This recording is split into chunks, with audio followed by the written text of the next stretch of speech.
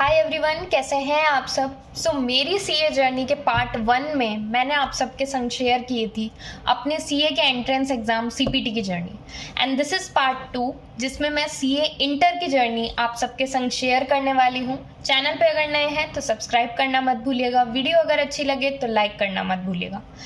जैसे कि मैंने आपको पार्ट 1 में बताया था कि सीपीटी क्लियर करने के बाद मैं आ गई थी अब सीए इंटर में। CA inter was the first time जब इतने सारे सीए के सब्जेक्टिव पेपर्स की तैयारी मैंने साथ में करी थी। बोथ ग्रुप यानी 8 सब्जेक्ट हमारे टाइम पे 8 सब्जेक्ट की प्रिपरेशन मैंने करी एक संग। एंड जून 18 मेरा अटैम्प्ट था जो सीपीटी का था। मई 19 मेरा अटैम्प्ट था सीए इंटर का। मई 19 जब मेरा इंटर का अटैम्प्ट था, जून 18 का सीपीटी का मेरा पेपर जब क्लियर हुआ, एक महीने बाद जुलाई में उसका रिजल्ट आया था। तो अगस्त से हम लोगों ने ऑलरेडी प्रिपरेशन स्टार्ट कर दी थी सीए इंटर की। शुरू में इट वाज वेरी नॉर्मल, हाँ दिन भर कोचिंग होती थी, देन सेल्फ स्टडी होती थी। जो सीए इंटर वाले हैं वो रिलेट कर पा रहे होंगे कि दिन भर पहली बार एट अ स्ट्रेच इतनी देर तक कोचिंग में बैठना, इतने सारे सब्जेक्ट्स पढ़ना। एंड सीए इंटर में आके मुझे पहली बार एहसास हुआ था कि CA is not only about accounts, ऐसे और भी बहुत सारी चीज़ें हैं जैसे स्ट्रेटेजिक मैनेजमेंट, फाइनेंशियल मैनेजमेंट, जो कि सीए जिन चीज़ों में डील करते हैं। तो फर्स्ट टाइम मुझे वो चीज़ फील हुई थी कि सीए केवल अकाउंट्स नहीं है, सीए एक बहुत ही वास्ट टॉपिक है। इसमें आप बहुत सारे डोमेन्स में बहुत सारे एरियाज़ आप कवर कर सकते हो। तो सारे सब्जेक्ट्स की प्रिपरेशन करी till December, it was okay. अब आता है जनवरी एंड फरवरी 2019। जब जैन 19 आया तो थोड़ा सा हार्ट बीट बढ़ने लगी क्योंकि मई 19 में पेपर थे। दिसंबर तक तो ऐसा लग रहा था हम सब कर लेंगे हो जाएगा, लेकिन जैन 19 में जब पेपर में सिर्फ 3-4 महीने बचे थे, थोड़ा सा ऐसा फील होने लगा कि पेपर आने वाले हैं एंड अभी मैं पेपर वाले मोड में आई नहीं हूँ। क्योंकि ऐसा लग रहा था मैं जिस सब्जेक्ट को पकड़ती थी वो सब्जेक्ट एकदम समुद्र की तरह फैल जाता था। बिल्कुल मुझे ऐसा लगता था जैसे अगर मैं अकाउंट्स ले रही हूँ तो मुझे ऐसा लगता था इसमें इनफाइनाइट टॉपिक्स हैं, इनफाइनाइट क्वेश्चंस हैं।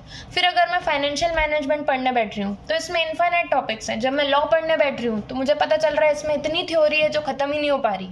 ऑडिट पढ़ने बैठ रही हूँ तो एसेज ही ख़त्म नहीं हो रहे, कोई दूसरा टॉपिक ही नहीं आ पा रहा है। तो थोड़ा सा कोर्स पे से मेरा हैंडल थोड़ा सा हटने लगा था। मुझे ऐसा लग रहा था कि कोर्स थोड़ा सा मेरा अनकंट्रोल्ड अब जाने लगा है।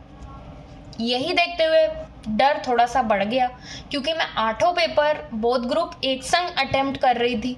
थोड़ा इस बात से थोड़ा और डर लगा क्योंकि 8 पेपर साथ में अटेम्प्ट कर रही थी। 8 के 8 सीए के सब्जेक्टिव पेपर देना इट वाज नॉट ईजी, वो भी फर्स्ट टाइम।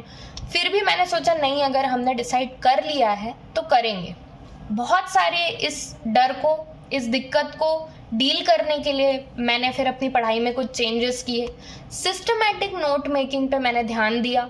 नोट्स तो मेरे पास बने हुए थे लेकिन थोड़ा सा उसको सिस्टमैटिक करना, पढ़ाई को प्लान करके कैसे करना है, थोड़ा एग्जीक्यूशन लेवल पे कैसे लेके आना है। इसीलिए मैं अपनी वीडियोस में कई बार आपको वो टिप्स देती रहती हूँ कि एग्जीक्यूशन मोड में अपने पढ़ाई को कैसे लेके आएँ, क्योंकि वो सभी चीज़ें मैंने इम्प्लीमेंट अपने टाइम पे करी थी एंड मैंने उसका रिजल्ट भी देखा।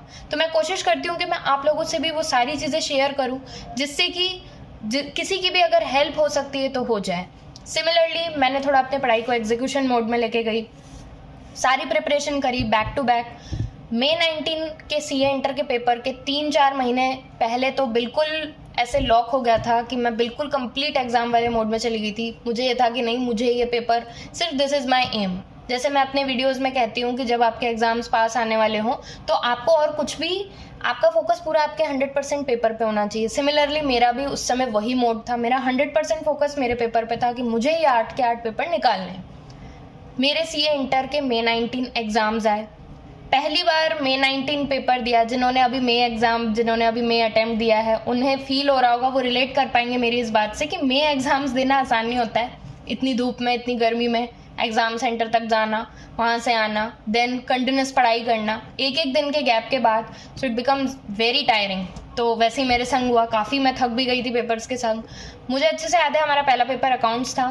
मैंने लाइफ में पहली बार इतना लेंदी पेपर अटेम्प्ट किया था। इट वॉज लाइक कि सिर्फ मेरा हाथ चल रहा था एंड दिमाग चल रहा था।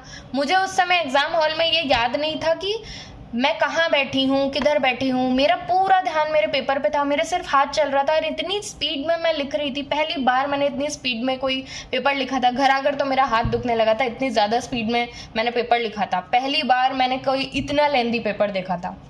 उसके बाद थ्योरी पेपर्स जब मैंने फेस किए, लॉ ले लो या ऑडिट ले लो, पहली बार मैंने इतनी बड़ी बड़ी केस स्टडीज़ देखी एंड देन उन केस स्टडीज़ को समझ के उस पर सही आंसर लिखना, वही दिमाग चलाना, एक ही दिन में कैसे पूरा सिलेबस रिवाइज होता है।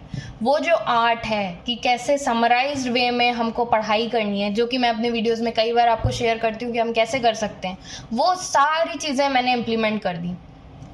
थक भी गई थी। ग्रुप 1 के बाद मुझे ऐसा लगा था कि मैं ये क्या कर रही हूँ, लगातार एक दिन के गैप के बाद पेपर। लेकिन अगर सोच लिया था कि 8 के 8 पेपर देने हैं तो फिर पीछे हटने का तो कोई सवाल ही नहीं उठता था। सेल्फ डाउट का सवाल नहीं उठता था। कोई पेपर अगर थोड़ा सा ऊपर नीचे भी गया कि मेरे एक्सपेक्टेशंस के ऊपर नहीं गया या जितना मैंने एक्सपेक्ट किया था वैसा नहीं गया, फिर भी मैंने अटेम्प्ट छोड़ा नहीं। मुझे लगा नहीं यार, मुझे टिके रहना है मैदान में, एंड तक टिके रहना है। अगर मैंने सोच लिया है तो मैं पीछे तो हटने वाली हूँ नहीं। सीए इंटर के पेपर मैंने दे दिए, कंप्लीट हो गए बोथ ग्रुप। बहुत अच्छा लग रहा था जब मेरे सीए इंटर के पेपर कंप्लीट हुए थे, क्योंकि एक तो वो मई अटेम्प्ट था, गर्मी में बैक टू बैक पेपर देना एक दिन की स्टडी लीव के बाद। तो आप लोग मेरे संग रिलेट कर पा रहे होंगे जिनका अभी मई में पेपर ख़त्म हुआ है, कि कितना अच्छा लगता है। ऐसा लगता है कि finally okay, we are now over, अभी हम रेस्ट कर सकते हैं। क्योंकि मैं बहुत ज़्यादा रिग्रेस हो गया था कंटिन्यूस पेपर, और एग्ज़ाम से पहले 4 महीने भी बिल्कुल उस एग्ज़ाम मोड में जाना, सारी चीज़ें। सीए इंटर के पेपर दिए, सीए इंटर का रिज़ल्ट आया, मेरे बोथ ग्रुप क्लियर हो गए साथ में, and I was very happy that time. जब मैंने रिज़ल्ट में देखा कि मेरे बोथ ग्रुप साथ में क्लियर हो गए हैं, जिसकी मुझे उम्मीद नहीं थी, मुझे बहुत डर लग रहा था, क्योंकि ऑलरेडी लोगों ने बहुत डरा के रखा था कि फर्स्ट अटैम्प्ट क्लियर नहीं होता है, तो मेरे अंदर एक वो डर था कि यार अगर मैं फेल हो गई तो, क्योंकि मुझे फेलियर फेस करने की हैबिट नहीं थी। तो वो जो मेरा एक डर था वो मुझे बहुत सता रहा था बहुत टाइम से, रिजल्ट से पहले, कि कहीं मैं फेल हो गई तो। और जब मैंने देखा कि मैंने बोथ ग्रुप फर्स्ट अटैम्प्ट पास कर लिए हैं तो मुझे बहुत अच्छा लगा, मेरे फैमिली को बहुत अच्छा लगा, बहुत खुश हुई मैं, एंड मुझे एक बहुत चेंज फील हुआ अपने अंदर। उस दिन मुझे लगा सीपीटी तो फिर भी मेरा एमसीक्यू बेस था, शायद इसलिए निकल गया हो, लेकिन जब मैंने सीए इंटर के बोथ ग्रुप फर्स्ट अटैम्प्ट निकाले तो मेरे अंदर एक अलग ही लेवल का कॉन्फिडेंस आया। मुझे लगा कि अब मैं सीए फाइनल अच्छे से फेस कर सकती हूँ। उस लेवल का कॉन्फिडेंस मुझे सीए इंटर ने दिया। सीए इंटर ने मुझे बहुत कुछ सिखाया, क्योंकि सीए इंटर में जब सब्जेक्ट्स हम पढ़ते हैं, थ्योरी भी होती है, उसमें प्रैक्टिकल भी होते हैं, सारे टैक्टिक्स लग जाते हैं, टाइम भी कम होता है प्रिपरेशन का, तो उससे मुझे बहुत चीज़ें सीखने मिली। फिर मैं आ गई सीए फाइनल में। मेरी लाइफ में, जो हर सीए की लाइफ में एक रोलर कोस्टर राइड होती है जिसका नाम होता है सीए फाइनल, जिसमें सब कुछ इंक्लूडेड होता है, articleship, then your study also. वो रोलर कोस्टर राइड मेरी लाइफ में अब स्टार्ट होने वाली थी, जो कि सीए फाइनल से स्टार्ट होने वाली थी। मेरी जर्नी में भी ये रोलर कोस्टर राइड थी, मेरी जर्नी में भी अप्स एंड डाउन्स आए थे, जो कि मैं आपसे शेयर करूँगी पार्ट 3 में, जो कि नेक्स्ट वीडियो होगी। ये सीरीज़ यहीं तक के लिए, सीए फाइनल से लेके मेरी जॉब तक की जर्नी अनदर पार्ट में मैं आपके संग शेयर करूंगी। तब तक के लिए stay tuned on my channel. Video अगर अच्छी लगी हो तो लाइक करना मत भूलिए, चैनल पे अगर नए हैं तो सब्सक्राइब करना मत भूलिए। Thank you so much.